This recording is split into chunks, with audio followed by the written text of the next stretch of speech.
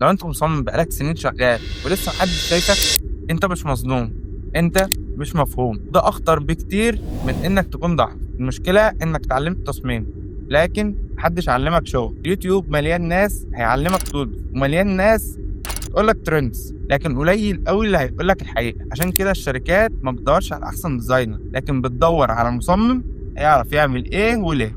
اغلب المصممين واقفين في نفس الحته. تفتكر ليه؟ لانهم شاطرين في التنفيذ لكن صفر في اتخاذ القرار. بيسكت في الميتنج، بينفذ من غير ما يسأل، مستني يتقال له هيعمل ايه.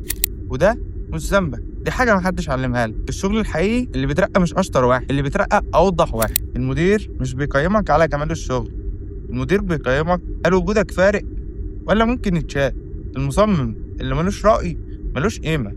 القناة دي هتعلمك تفكر، تختار، تتحاسب على اختياراتك. هنقول حاجات بتتقال جوه الشركات محدش بيطلع يقول، لكن لو عاوز تبقى مصمم ليه وزن وليك رأي وليك سعر، كمل.